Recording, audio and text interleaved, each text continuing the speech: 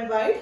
So after a long time we are meeting again, and I have chosen a topic from research methodology. So let's discuss about communication and utilization of research findings. As we know that research is a scientific process, planned process, and also it's a systematic process, right? And research is not considered as a complete activity unless and until we communicate or disseminate the research findings.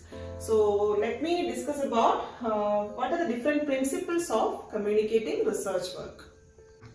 Starting with the principles of research report writing. So I have mentioned here all the letters, okay. So number one principle what I would like to highlight here is principle of professionalism. So when we are writing a research report, it should be a very professional process, okay. So we cannot be adding very general terms into that, okay. So like there are two methods of presenting the research report, okay. Either it could be in written form by means of your thesis, or you are writing it as an article or a journal. And the second thing, you can present it in a symposium or a seminar or any kind of professional gathering, right. So that's about principle of professionalism. And the second one, the C, stands for clarity, principle of clarity. Okay, whatever the abbreviations you are using or the terminologies you are using in the research report, it has to be crystal clear to the public or the audience or the people who are going to read your research report or who are listening to your research report. So principle of clarity is one of the principles to be followed. And the third one is about principle of completeness. Principle of completeness, okay. So we cannot do it haphazardly, or you cannot just stop your work partially. So once you are preparing a research report, it should be complete, okay. So fourth principle what I have mentioned here, which start with H, okay. So which means principle of honesty. So when we speak about a research finding or a research report, we cannot give any false information in any of the thesis or any of the presentation. So whatever we are presenting, it has to be genuine and you cannot manipulate the findings as you like. So that is why principle of honesty is one of the major principles to be considered. Even for the ethical aspect also, it is very much mandatory, okay. Now C stands for conciseness. Okay, suppose if you are writing an abstract, not an abstract actually, if you are writing your paper, in a journal or you are making it as an article, you should use the principle of conciseness. You need to know how to make a concise report, focusing on that, you cannot avoid any kind of vital information. You need to include all the vital information. At the same time, your report should be in a concise form, okay. So that's called as principle of conciseness. Come to the next one. Again, sixth point I have written a letter which start with O. So I'll go for originality. Originality is also one of the principles of research report. Originality, which implies what? It has to be original. There should not be any fake information when you are writing a research report. So the next one, which start with the letter A, okay. So A stands for accuracy, principle of accuracy. The result or the report should be accurate, means it should be correct and it should be honest. Same thing, principle of accuracy is nothing but especially when you are giving empirical evidence. What do you mean by empirical? The term empirical means numerical evidence or any statistical information. It should be accurate, okay. So that is the meaning of principle of accuracy. Now eighth one start with S. S stands for scientific. So scientific is almost which is related to professional. Any professional information, or when we are presenting your research report in a professional way, that is totally integrated with what? Scientific approach, right? So it has to be presented in a very scientific approach, right from the introduction, what is the methodology used, how the conclusion can be written. So everything should be in a very scientific way, okay. Now ninth one is about visually attractive.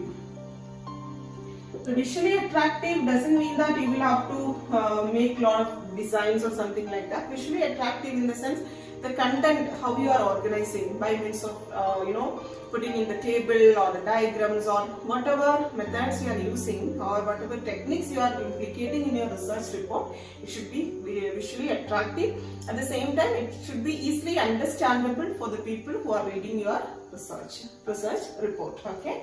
And come to the last one. I stands for principle of interest. principle of interest. What do you mean by principle of interest? You need to consider interest among the learners, or it should be according to the need, or interest among the readers or the audience. So when you are presenting it in such a way that you are able to capture the interest from your audience, absolutely you are going to do your research work or presenting your research work in a very beautiful way. Okay, so that's about principle of interest. Okay, so these are the main principles what we can use when we are communicating the research findings. Okay, so altogether there are 10 principles I have highlighted here for disseminating research findings.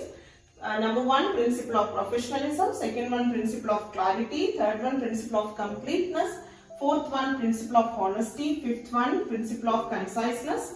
Sixth one, principle of originality. Seventh one, principle of accuracy. Eighth one, principle of scientific approach. Okay. Then next one, principle of it should be visually attractive, or what we can say, like it should be principle of visual attraction, in the sense it should be according to the interest, or these both can be connected with each other, visually attractive, and at the same time principle of interest also can be included in this. Okay.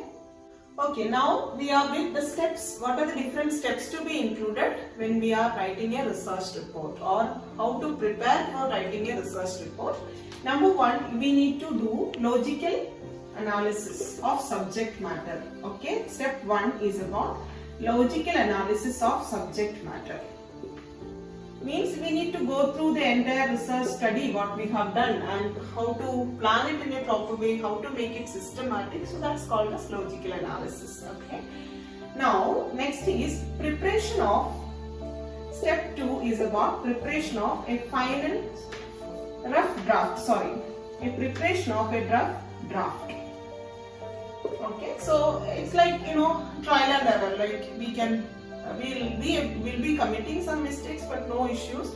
Here, from introduction to what are the content needed till bibliography and references, or annexures, all those things we need to do. Especially when we are preparing a thesis or dissertation, that is very much important. What are the different aspects to be kept, right? And it depends on what form of research report we are following, right? So depending on that, we need to prepare a rough draft. Okay, and come to the next one, preparation of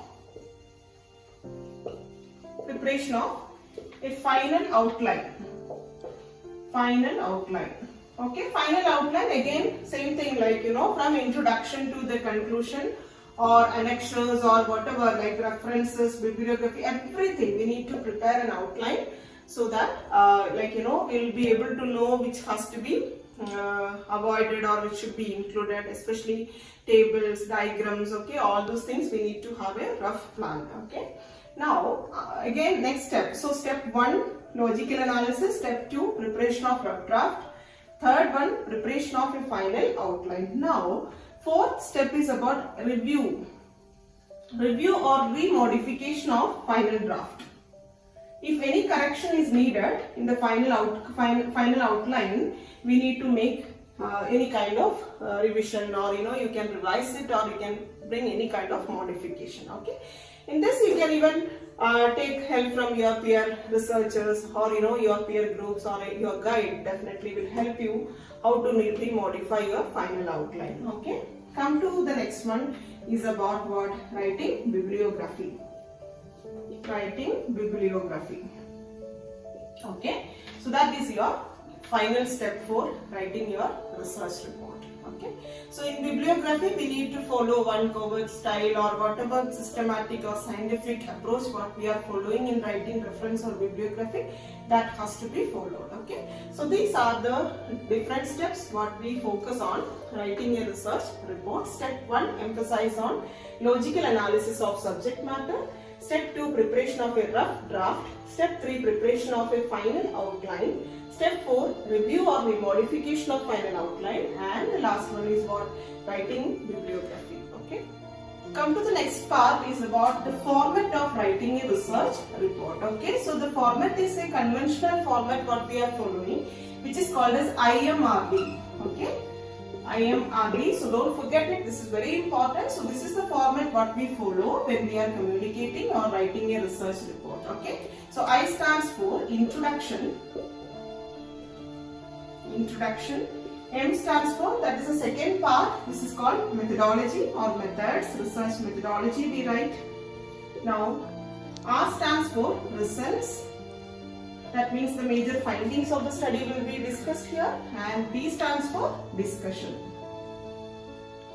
Okay, so these are the four major areas of writing a research report, or this is actually the typical format what we follow in research report. Okay, so once again I'll repeat: IMRD, introduction, methodology, result and discussion. Okay, so this part will be discussed by the next class, the second session of communication of research findings. So till then, thank you very much for watching.